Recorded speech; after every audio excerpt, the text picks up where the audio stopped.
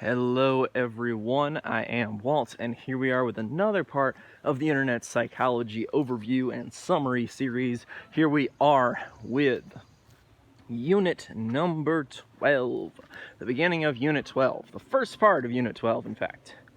Thanks a lot, chickens, you're really making this audio better. Anywho, so as we do our little fun nature walk and talk, we're going to be going through a little bit of Unit 12, which is all about personality. How the internet is affecting our personality. Okay, so how is the internet affecting our personality? Well, the first question goes really to personality tests. There's so many different personality tests out there. I mean, like, you name it, we got a personality test for it. Of course, some of the popular ones being like the Harry Potter sorted into your house personality test. It'll just tell you which house you're in, etc. There are plenty of these kind of variety of tests. It'll tell you what kind of character you relate to on different books, TV shows, all that kind of stuff. So then the question is, out of all this kind of, personality stuff, what works and what doesn't work? Well, as I linked up one of the articles here for this unit, you'll see the fact that a lot of personality tests are not really based on science. They're giving you, different pictures or different situations, hypotheticals to look at and to see where you kind of fit in there. And then they're kind of just grouping you into a group of people. And that's really not what you want to do, You don't want to have people all just kind of grouped together of saying, okay, you're either this or you're not, because, exactly what kind of thing out there is really, when it comes to psychology here, what really works on the binary thing of just you are or you're not, Even like mental health disorders really come down to spectrums there, and the only reason you have a binary there is mostly for insurance purposes. So, yeah. Anywho, so really the big 5 personality test, which I've also linked up 2 different versions for that in the description there, shows you kind of something that is a little bit more than just what your average personality test would give you, because the big 5 is one that's actually proven by science and actually gives you different dimensions of it, okay? See, basically that's the idea here, is the fact that you have, multiple dimensions here and you're on a spectrum. So it'll tell you based on these 5 characteristics. 5 characteristics that you can see across people that remain consistent across their lifetime. Rather consistent, anyway. So what are these 5 characteristics for this first part? What exactly do they do? What exactly are they? Well, basically, the first one, I'd say the best acronym to remember this one with is OCEAN, okay? O-C-E-A-N there. And so the first one, the O, of course, is openness. So how really a person is open to new experiences, new ideas, And that's kind of the first category here. And then, of course, you have C for conscientiousness. So really, this one is a lot about goal-driven behavior, organization, your ability to pursue your goals, pursue your desires, and that kind of stuff. So if you're really goal-driven like I am, your conscientiousness score is going to be rather high. So after we've covered that one, of course, we have E for extroversion, and extroversion in this case is really your excitability about the world. Now, this isn't always the known definition of extroversion, because some people define extroversion as enjoyment of activity rather being alone versus with other people, but this category is really defining excitement of the world. And then, of course, you have the A here, and so just in our OCEAN there, acronym, so A is agreeableness. So you might just think that this is kind of having to do with how agreeable somebody is when working with other people or working with chickens in their background. But agreeableness is slightly more complicated when it comes to kind of your personality test here. And it's a little tough to explain entirety of agreeableness there, because it has a few different things to read into. But, if you want to take the standard definition, then agreeableness is simply how, easygoing somebody is with agreeing with things. You can do that, but the better definition is simply that it's about how almost like open a person is to helping others above, helping themselves. So how open a person is to being selfless, to being altruistic, etc. is kind of defined by that one.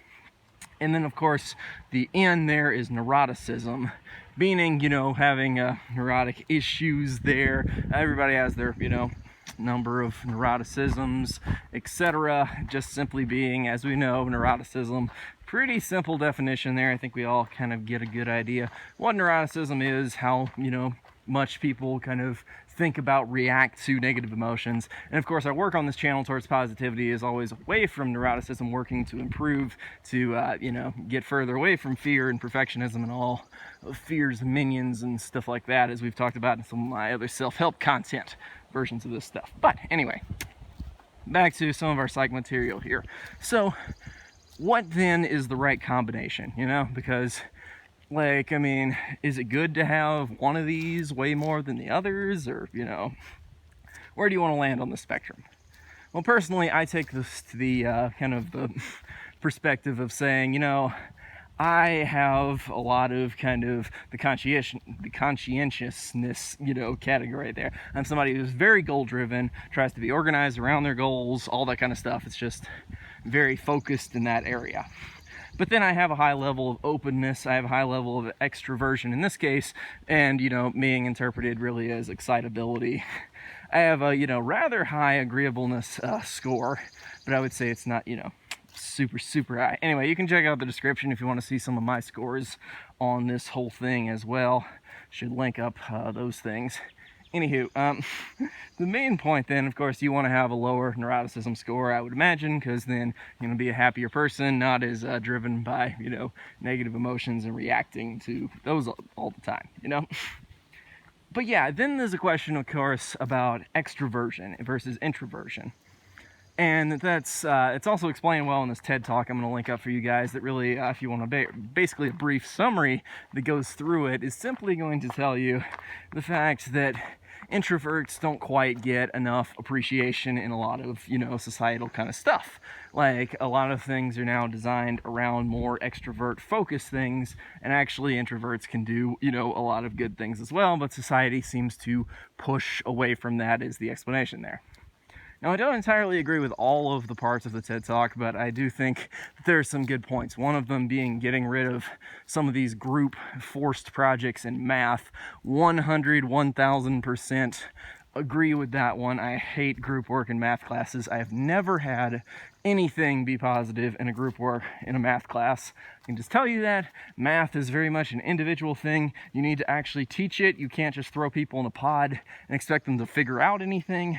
This cores, connections, whatever, style of teaching sucks. It's terrible. Never do that, okay? Teach math as an individual thing. Scientifically, it has been proven. You learn math much better on an individual basis, and you cannot get a group response with something that's very intellectually challenging unless the people are up to the standard of it and can create a mastermind alliance. So, while you can run faster if you run with a group, trying to do math faster with a group is terrible and it doesn't work. That is proven, okay? Anywho, besides my rant about math, the main point here is to say that extroversion is a very debatable and, kind of thing. Introvert versus extrovert. Is it truly based entirely on how much somebody likes to be alone versus like to be with others? Is that truly just the metric? Is it about the needed amount of stimulation, that extroverts need more stimulation than introverts?